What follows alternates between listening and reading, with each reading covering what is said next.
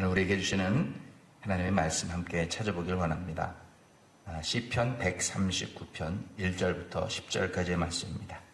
제가 가진 성경, 구약 성경 903페이지에 기록되어져 있는 말씀입니다. 스크린에 남아있는 대로 1절부터 10절까지 한 절씩 번갈아서 교독하시고 마지막 10절 말씀은 한 목소리로 합독하겠습니다. 1절 말씀 제가 먼저 읽습니다. 여호와여, 주께서 나를 살펴보셨으므로 나를 아시나이다. 주께서 내가 안고 일어섬을 아시고 멀리서도 나의 생각을 밝히 아시오니 나의 모든 길과 내가 눕는 것을 살펴보셨으므로 나의 모든 행위를 익히 아시오니 여호와여, 내 혀의 말을 알지 못하시는 것이 하나도 없으시니이다. 주께서 나의 앞뒤를 둘러싸시고 내게 안수하셨나이다. 이 지식이 내게 너무 기이하니 높아서 내가 능히 미치지 못하나이다. 내가 주의 영광을 떠나 어디로 가며 주의 앞에서 어디로 피하리이까? 내가 하늘에 올라갈지라도 거기 계시며 수월에 내 자리를 펼지라도 거기 계시니이다. 내가 새벽 날개를 치며 바다 끝에 가서 거주할지라도 거기서도 주의 손이 나를 인도하시며 주의 오른손이 나를 붙드시리이다. 아멘. 성경을 읽다 보면 참 아름다우면서도 동시에 아주 의무심장한 그런 표현들을 발견하게 됩니다. 그런 단어들을 발견하게 됩니다. 많은 단어들이 있지만 그중에 대표적인 것 세 가지만 살펴보면은 생명싸개라고 하는 그런 멋진 표현이 있습니다. 전에 제가 생명싸개라는 제목으로 말씀도 전한 적이 있는데 사무엘상 25장 29절에 나오는 말씀입니다. 원수가 와서 내 주 다윗의 생명을 찾을지라도 내 주 다윗의 생명은 주 여호와의 생명싸개 속에 쌓여 있나이다. 이 말을 누가 했냐면 이스라엘 12지파 족속 중에 갈렙 족속이라고 하는 족속이 있습니다. 그 갈렙 족속이 사는 지역에 마온이라고 하는 마을이 있는데 그 시에서 그 성에서 아주 가장 잘 사는 큰 부자가 하나가 있었습니다. 그 부자의 이름이 나발이라고 하는 사람입니다. 근데 이 부자는 늘 성품이 아주 완고하고 하는 일마다 매사에 아주 행실이 아주 악했습니다. 사람들이 볼 때 참 못됐다 그런 생각을 하게끔 하는 행실만 하고 그런 말만 합니다. 그런데 부인은 아내는 너무너무 잘 얻었어요. 성경에 보니까 이 부인에 대해서 기록하고 있는데 이름은 아비가일. 여러분 많이 들어보셨죠? 미국 사람들 이름 딸 나면은 이름 지을 때 아비가일 지는데 탑 5 안에 들어갑니다. 이 딸 나면은 아비가일이라는 이름을 많이 넣는데 성경은 이 아비가일에 대해서 믿음 좋고 총명하고 지혜롭고 게다가 아름답기까지 했다 이렇게 기록하고 있습니다. 참 완벽한 아내입니다. 어느 날 이제 다윗이요 사울 왕의 자기 장인어른이잖아요. 사울 왕의 그 추격을 피해서 부하들과 도망하고 10년째 이 도망자 생활 지긋지긋한 도망자 생활을 합니다. 그러다가 이제 이 갈렙 족속들이 살고 있는 마온이라고 하는 이 나발이 살고 있는 그 마을에 숨어듭니다. 숨어들어서 가만히 보니까 이 들판에 막 양들이 풀을 뜯고 있는데 가만히 보니까 그냥 때만 되면 이 곰들이 나타나고 늑대들이 나타나고 사자들이 나타나서 이 나발 이 부잣집 양들을 몰래 잡아가는 거예요. 잡아가서 또 아침 점심 때 또 저녁 때 그걸 보고 안 되겠다 그래갖고 부하들과 같이 이 양들을 지켜줍니다. 이 나발의 양들을 지켜줍니다.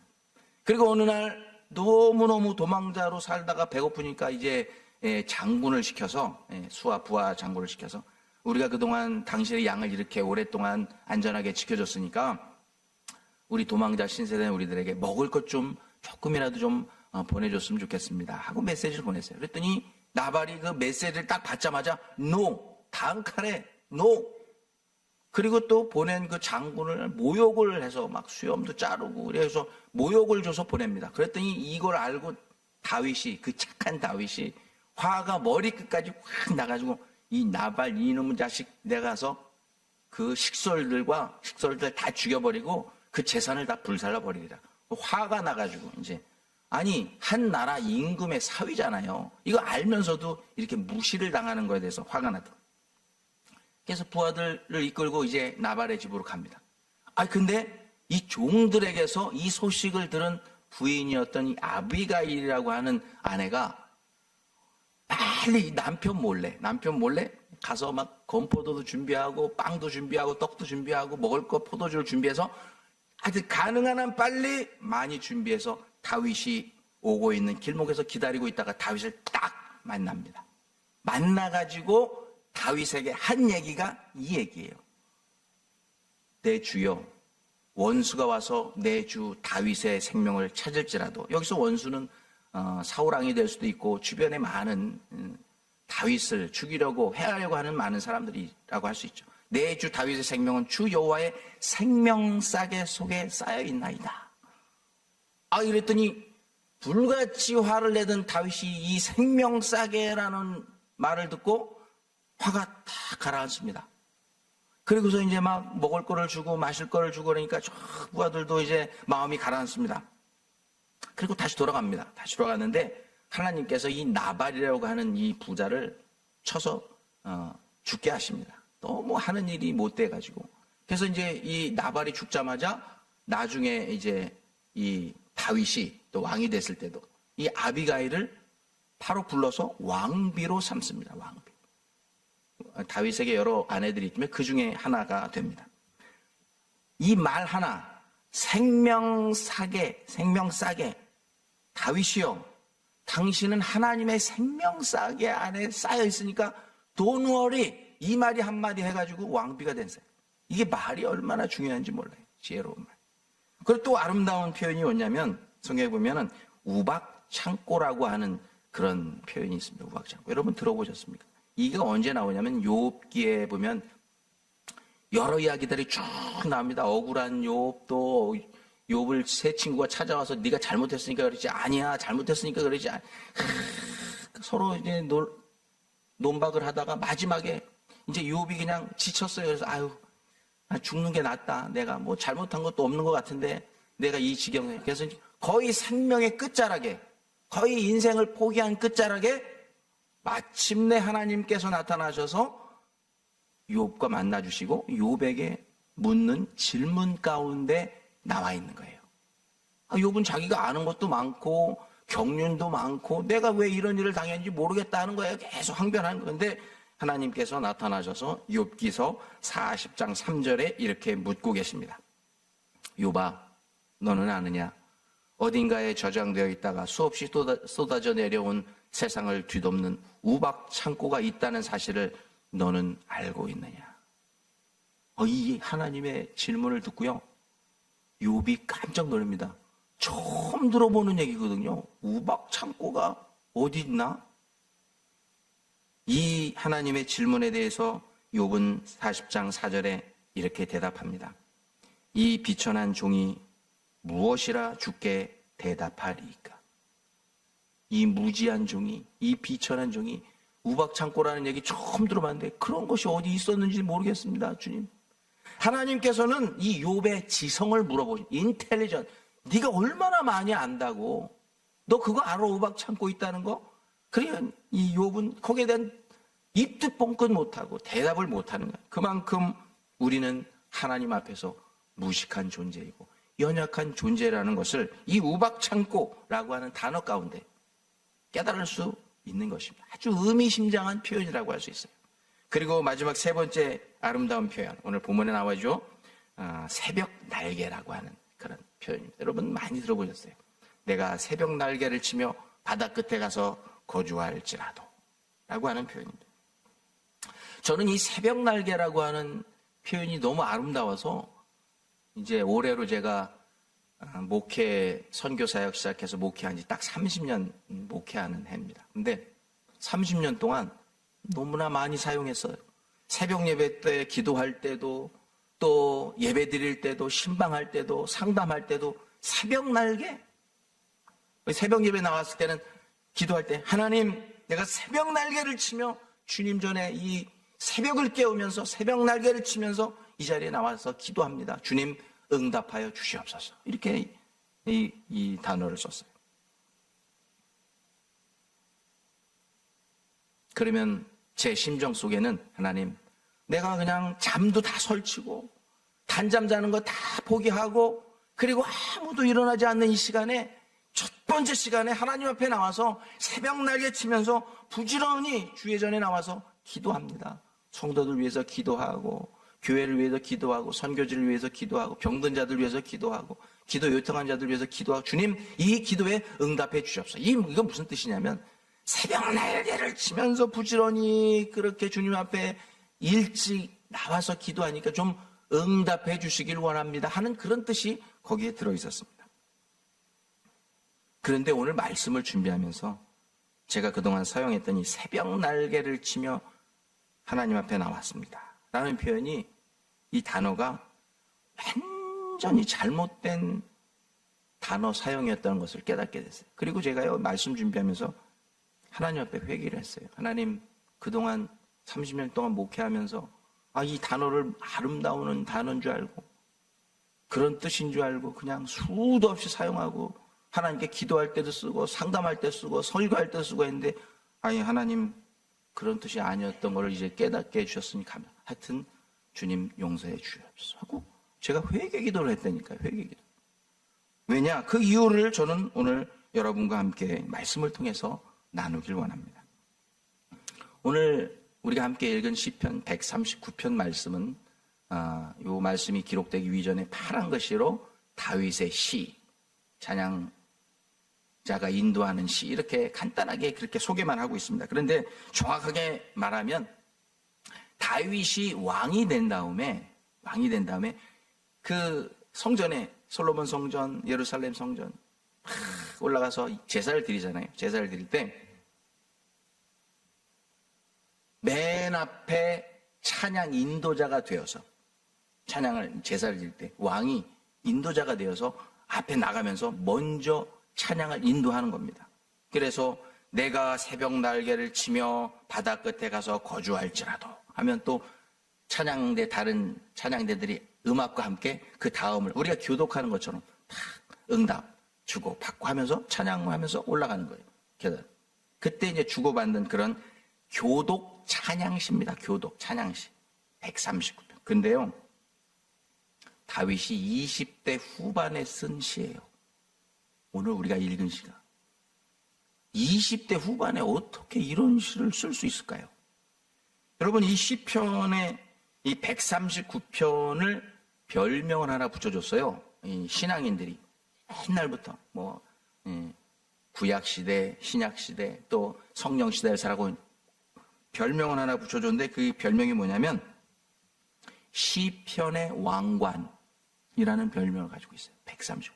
많은 시편의 그런 시 중에 왕관 최고다. 물론 23편 여호와는 나의 목자시니 그것도 우리가 잘 알고 있지만 많은 사람들이 시련과 환난을 겪고 읽은 많은 신앙의 선조들이 이 시야말로 시편의 왕관이다 라고 이름을 붙였어요. 그런데 시편의 왕관이라는 이 별명과 좀 맞지 않게 오늘 말씀에 나오는 단어들이 조금 칙칙합니다. 막 영광스럽고 막 그냥 그래야 되잖아요. 그런데 아니 단어들이 칙칙해요. 제가 이제 찾아보니까 7절에는 내가 주의 영을 떠나 어디로 피하리까.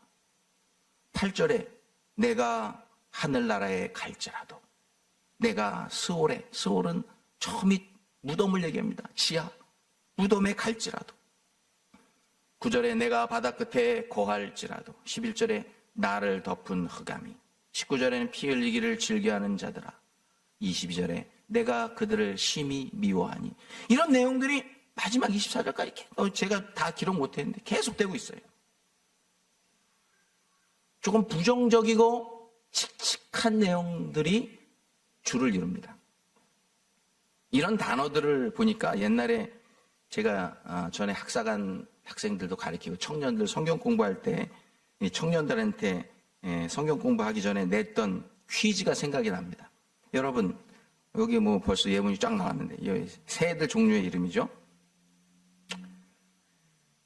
위기가 닥쳤을 때 위험을 피하기 위해 머리를 모래 속에 파묻고 꼼짝하지 않는 습성을 가진 새 이름은 무엇일까요? 1번 참새, 2번 까치, 3번 비둘기, 4번 타조. 정답이 뭐라고요? 1번 참새가 위험을 닥치면 모래 속에다 머리를 팍 파묻고 아무것도 안 한다. 손 들어. 까치다. 3분. 비둘기다. 1분, 2분. 타조다. 5분. 6분. 아유, 대단하신 분들인데 타조가 그래, 타조.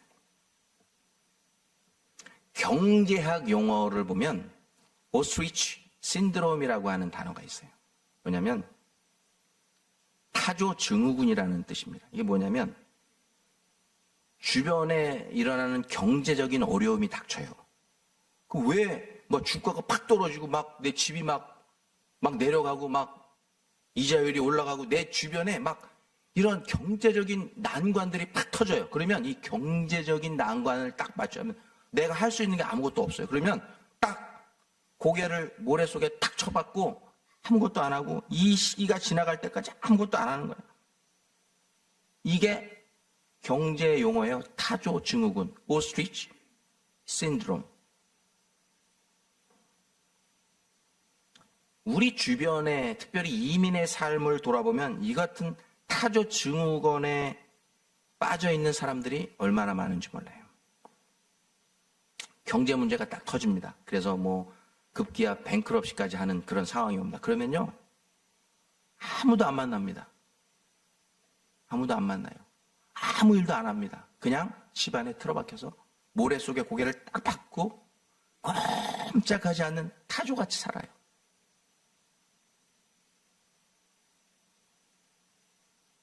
수십 번, 수백 번 지원서를 내서 취업을 해보려고 하는데 도무지 취업이 안 돼요.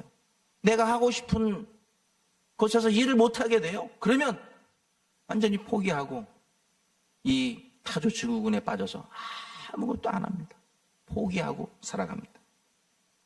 이민 신분의 문제, 이미그레이션 스태투스 문제 때문에 이거 잘못되면요, 법적으로도 어떻게 안 돼요. 불법 체류자가 돈으로도 안 됩니다. 그러면 뭐예요? 그냥 포기하고 살아야 돼요.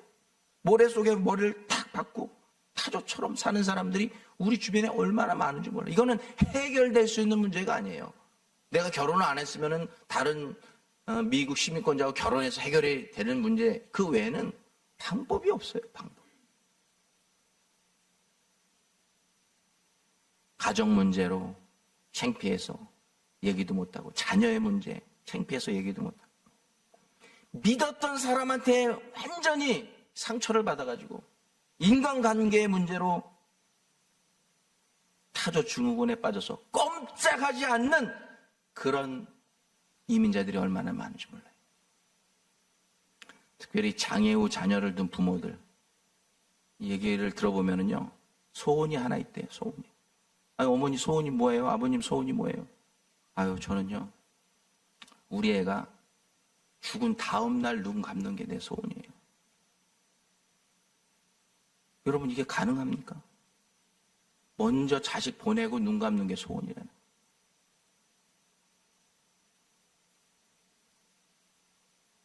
특별히 불치병에 걸려서 어떤 경제적인 문제로 해결이 안 되고 아무 답이 없는 삶을 사는 분들도 우리 가운데 많이 계십니다. 타조 증후군에 빠져 이민 생활하는 분들이 우리 주변에 얼마나 많은지 몰라요. 그래서 이런 대인 공포증에 걸리고 우울증에 걸려서 집안에 딱 틀어박혀가지고 아무도 안 만나고 아무 일도 안 하고 컴퓨터 게임만 하고 그냥 자기가 하고 싶은 것만 그 폐쇄적인 공간에서 그냥 스탁돼서 있는 그런 현상을 정신건강학에 있어서 은둔형 외톨이라고 합니다. 술과 마약과 폐인이 돼가지고 영어로도 social withdrawals라고 합니다. 은둔형 외톨이. 절대 아무도 안 만나고 얘기도 안 하고 완전히 인생 포기한 삶을 살아가는 사람들입니다. 그런데 우리가 함께 오늘 읽은 시편 139편 이 안에 있는 내용 속에도 이런 은둔형 외톨이가 된 적이 있었던 주인공에 대해서 표현하고 있어요.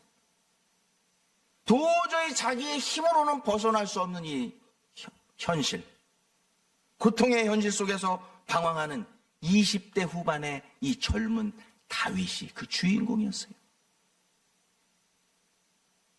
은둔형 외톨이, 타조 증후군에 빠져서 꼼짝하지 않고 아무도 안 만나고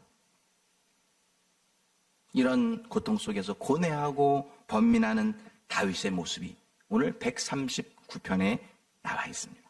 바로 이민 생활 중에 그 누구에도 말 못하는 고민 속에서 홀로 고뇌하고 번민하면서 잠 못 이루고 산 적이 있었던 그런 우리의 심정과 전혀 다르지 않다는 거예요. 다윗의 심정이 바로 우리의 심정이었다고 성경은 말해주고 있는 것입니다.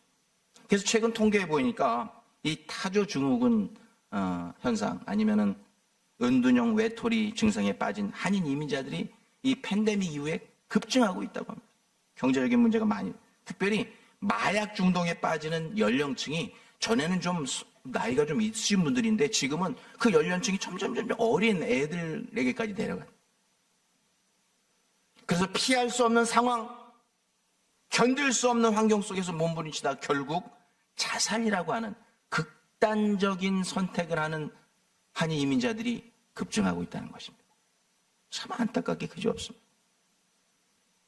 그런데 이런 문제가 우리 이민자들만의 문제가 아니었어요.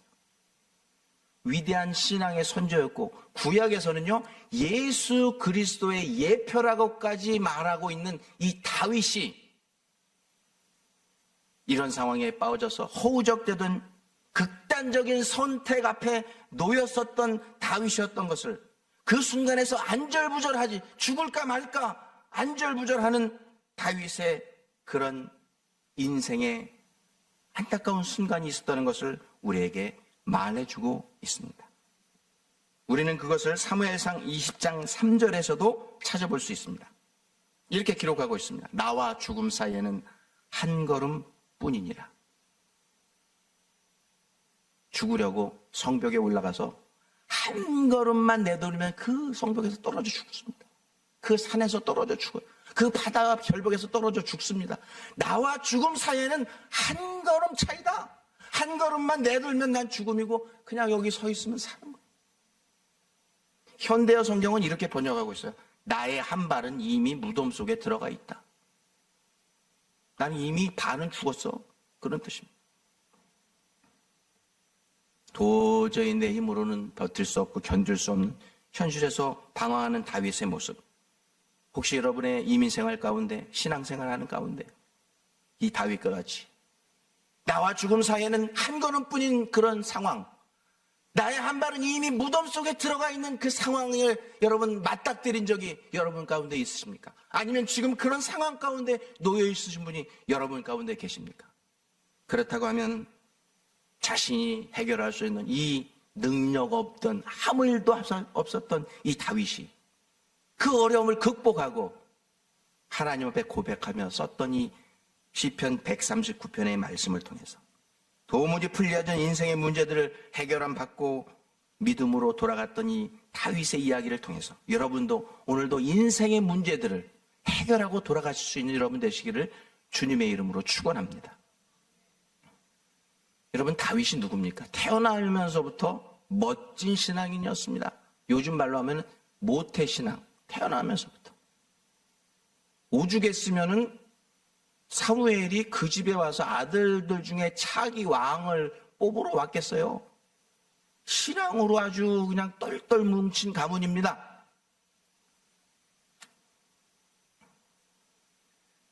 시편에 많은 시들이 기록되어 있는데 이 다윗은요 얼마나 멋진 시들을 많이 썼는지 이 시편의 대부분이 다윗의 시로 구성이 되어 있어요. 찬양시. 다윗이 그런데 이 어려서부터 신앙생활 참 잘했죠. 얼떨결에 이제 형들이 블레셋과의 이스라엘과의 전쟁, 지금 마찬가지잖아요. 이스라엘하고 팔레스타인을 히브리 말로 번역하면 블레셋이에요. 블레셋이 팔레스타인이라고 영어로 된 거예요. 그러니까 블레셋과 이스라엘, 지금도 팔레스타인과 이스라엘 싸우고 있잖아요. 이 블레셋과의 전쟁을 하고 있는 형들한테 아버지가 야 가서 좀 살펴보고 도시락 좀 갖다 줘. 이 막내가 가가지고 도시락 갖다 주러 갔다가 얼떨결에 인발부가 되지 않습니까? 아니 그 3m에 달하는 이 거인장수 골리앗이 야 아무도 못 나오지. 야 너네들 하나님 믿는다고 하면서 아이고 쫄보들 막 여호와 이름을 망령되이 막 일컬으니까 거기에 얼떨결에 도시락 갖다 줬다 그 얘기 듣더니 이 다윗이 화가 마음속에 성령의 분이죠. 내가 나가서 싸우겠습니다. 갑옷을 입혔는데 너무 작아서 아유 이것도 귀찮다 벗어가지고 칼도 무거워서 못 들고 저 돌팔매 돌멩이 세 개 갖고 골리앗을 상대하러 나갑니다. 사무엘상 17장 45절. 내가 다윗이라고 생각하고 여러분 한 분이 한 분이 요 사무엘상 17장 45절 말씀을 선포하면서 나가는데 한번 읽어보겠습니다. 다 같이 시작. 너는 칼과 창과 단창으로 내게 오거니와 나는 만군의 여호와의 이름으로 내게 가노라. 아이고 그냥 탁 했는데 이 돌팔매 어려서부터 사자도 이거로 때려잡고 곰도 때려잡고 익스피리언스가 enough. 정확하게 여기를 맞춰서 여기 정수리 맞춰서 쓰러뜨립니다. 그래갖고 골리앗이 가지고 있던 칼을 빼가지고 목을 썰어가지고 그걸 들고서 사울왕에게 갖다 주잖아요. 그런데 그 순간부터 다윗의 인생이 풀려야 되는데 인생이 완전히 꼬여버립니다. 완전히 꼬여. 이스라엘의 여자들이 노래를 하기 시작합니다. 사울은 천천히요, 다윗은 만만이라. 한 번만 끝나는 게 아니라 지나가는 동네마다 사울은 천천히요, 다윗은 만만이라. 이 얘기를 들으니까 사울왕이 질투심도 생기고 화가 나니까 이놈이 나중에 내 아들을 제치고 왕이 될 놈 같다. 죽여버려야 되겠다. 그래서 밥 먹자고 매번 밥 먹자고 오라고 그래서 밥 먹을 때마다 창을 던져서 죽이려고 합니다. 잠잘 때 가갖고 창으로 그냥 죽이려고. 그 아내가 가짜로 이불 속에 이 베개하고 이게 만들었고 자는 것처럼 해갖고 찔렀는데 없어. 그러니까 딸한테 이 아버지가 너 왜 네 남편 도망시켰어? 아버지 내가 어떻게 내 남편을 죽여요? 아들인 요나단도 다윗을 도망시킵니다. 둘 다 죽을 뻔했어요. 딸도 아들도 죽이려고 합니다. 결국은 도망해서 10년 동안 도망자 생활을 합니다. 그런데 하루는 도망자 생활하다가 배가 너무 고파가지고 노비라고 하는 땅의 제사장이었던 아히멜렉이라고 하는 제사장을 찾아갑니다. 좀 다윗에게 좀 제너러스했던 제사장입니다. 아유 참 불쌍하다. 아니 이렇게 이스라엘을 위해서 골리앗을 무찌른 장군을 그렇게 죽이려고 하냐. 좀 안타까움만 있었는데 너 배고프니 가서 빵 좀 달라고 그랬더니 빵은 없고 제사 드릴 때 하나님 앞에 드렸던 제사 진설병은 있다. 그거라도 먹을래? 원래 그 성물을 먹으면 제사장 외에 다른 사람들이 먹으면 죽잖아요. 근데 다윗이 그거라도 달라고 그래서 먹고 죽을 줄 알았는데 안 죽었어요. 아니 근데 나중에 이 소식을 듣고 사울이 쫓아와가지고 누가 다윗에게 빵 줬어?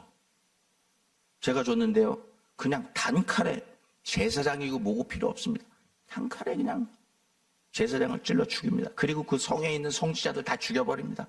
그리고 그에 관계된 사건과 관계된 빵 하나 준 것을 알고 있는 사람들, 그것을 신고하지 않은 사람 다 죽여버립니다. 이 모습을 보고 다윗이 28, 9밖에 되지 않은 다윗이 얼마나 마음이 미안하고 참 세상이 무너진 것 같겠어요. 그래서 거기서 또 도망해서 노비라고 하는 땅에 가가지고요. 블레셋 왕에게 가가지고요. 거기 가서는 죽일 것 같으니까 가서 침을 질질 흘리면서 미친 사람처럼 행세하면서 하루하루를 연명합니다. 여러분이 다윗의 심정이 됐다고 생각해 보세요. 나 하나 때문에 우리 교회 담임 목사님이 죽었어. 교회 장로님들, 권사님들 다 죽었어. 교인들 다 죽고 이 사실에 대해서 알고 있는 우리 친척들 다 죽었어. 그 여러분 얼마나 미안합니까? 하나님이 도대체 계신 분인가? 원망도 될 거예요.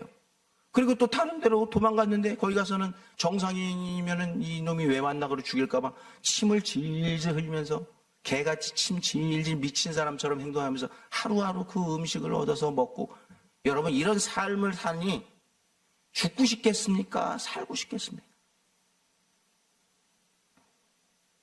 이 해결되지 않는 고통스러운 현실의 문제 앞에서 다윗이 하나님께 반항을 합니다. 오늘 시편 139편 11절 말씀에 나와 있습니다. 어둠아 나를 덮어라. 나를 두른 빛아 차라리 밤이 되거라. 하나님께 반항합니다. 이 뜻이 무엇입니까? 한국적인 표현은 그래 차라리 죽는 게 낫다. 죽여라 죽여. 이런 뜻입니다.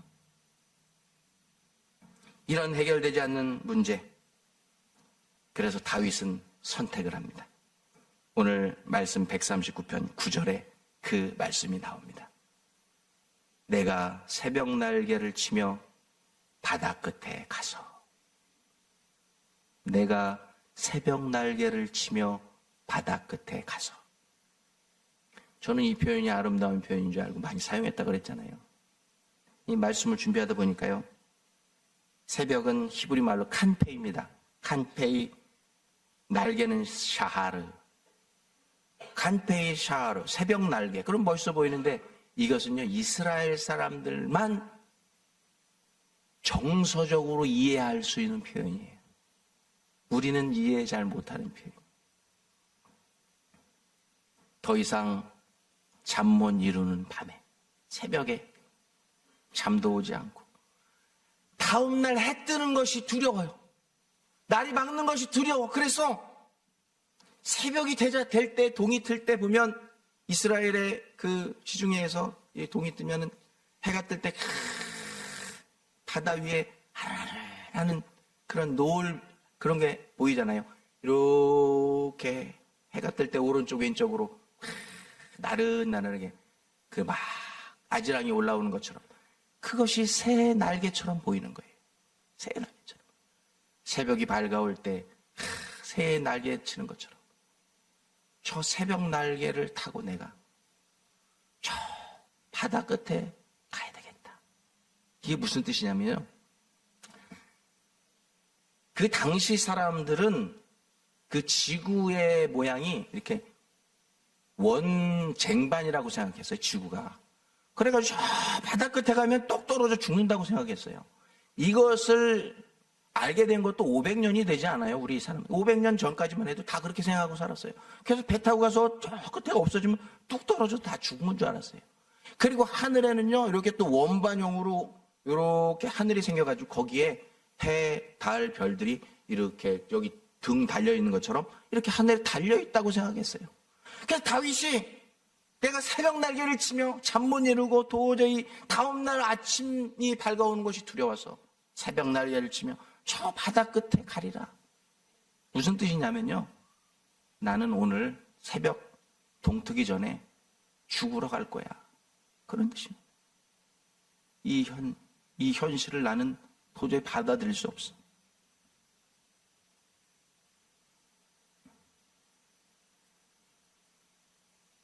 이젠 세상도 싫고 하나님도 싫고 가족도 싫고 교회도 싫고 다 싫다.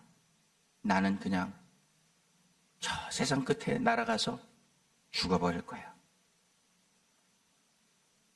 그것이 바로 내가 새벽 날개를 치며 바다 끝에 갈 거야 라는 다윗의 표현이에요. 얼마나 힘들었으면. 여러분이 다윗의 심정을 여러분 한번 깊이 묵상해 보시기 바랍니다. 얼마나 힘들었으면. 근데 자신의 목숨을 끊으려고 하고 싶었던 그 순간에, 그 죽음의 순간 직전에 그가 경험했던 것을 오늘 본문 10절에서 고백하고 있습니다. 한번 다 같이 읽어볼까요? 시작. 거기서도 주의 손이 나를 인도하시며 주의 손이 나를 붙드시리이다. 내가 모든 것을 버리고 땅 끝에 가서 죽어버려야지. 하나님도 보기 싫고 교회도 싫고 성도도 싫고 가족도 싫고 세상 사는 것도 싫어. 나는 땅 끝에 가서 죽어버리라. 내가 바다 끝에 가서 죽을 거야. 그곳에 갔어요. 그랬더니 거기서도 주의 손이 나를 인도하시며 주의 오른손이 나를 붙드시리이다. 거기서 하나님을 만났다는 거예요. 죽음의 직전에. 나는 내 삶을 포기하고 내 생명을 포기했지만 하나님은 나를 포기하지 않으신다는 것입니다. 여러분이 여러분의 삶을 포기하고 여러분의 인생을 포기하고 여러분의 모든 것을 포기하고 단념할지라도 하나님은 여러분을 포기하지 않으시고 단념하지 않으시고 그 세상 끝에서 바다 끝에서 그 오른손으로 여러분을 붙드시고 거기서 여러분을 만나 주신다고 하는 것입니다.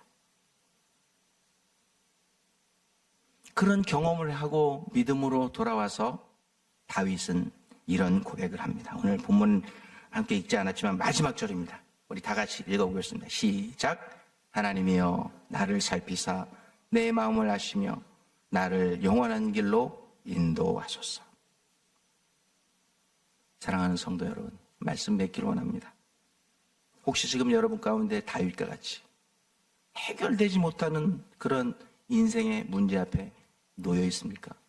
내가 오늘 날 트기 전에, 동 트기 전에 내가 새벽 날개를 치면서 땅 끝에 가서, 바다 끝에 가서 내 인생 마무리할 거야. 라고 인생을 포기하고 싶은 분이 혹시 여러분 가운데 계십니까? 그러나 우리 하나님은 그곳에 미리 가셔서 여러분과 만나 주시는, 여러분을 끝까지 포기하지 않으시는 그런 하나님이신 줄로 믿습니다. 이런 똑같은 말씀이 이사야 49장에 나왔죠. 이 말씀 읽고 우리 말씀을 함께 마무리하길 원합니다. 시작. 어미가 어찌 그 젖 먹는 자식을 잊겠으며 그 태에서 난 자식을 긍휼히 여기지 않겠느냐. 그들이 혹시 그 자식을 잊을지라도 나는 너를 잊지 아니하리라. 아멘. 기도하겠습니다. 하나님, 우리 사랑의 공동체 성도들 가운데 참으로 어려운 상황 가운데 놓여 있는 분들이 많이 있습니다. 주님, 우리 지체들을 주님 불쌍히 여겨 주시옵소서. 경제적인 문제로 잠 못 이루고 새벽을 맞이하기 두려워하는 성도들도 있고, 불치병의 문제로, 또 가족의 문제로, 자녀의 문제로, 인간관계의 문제로 누구에게도 얘기하지 못하고 하나님마저도 하나님의 낯을 피해서 도망하고 싶은 그런 상황 가운데 처해 있는 성도들이 우리 가운데 있습니다. 주님, 저들을 불쌍히 여겨주시고, 그렇지만 다윗이 그 어려움 가운데서도 그곳에서 만나주신 하나님을 경험하고 믿음으로 돌아와서 다시 주님 앞에 섰던 것처럼 우리 사랑의 공동체 모든 성도들 어떤 시련과 환난 가운데 있을지라도 오늘 다윗과 같이 다시 믿음으로 일어서게 하여 주시옵소서. 오늘 주신 말씀 붙들고 다시 살게 해주시고 다시 일어서게 해주시고 다시 날 수 있도록 힘 주시옵소서. 예수님의 이름으로 기도하옵나이다. 아멘.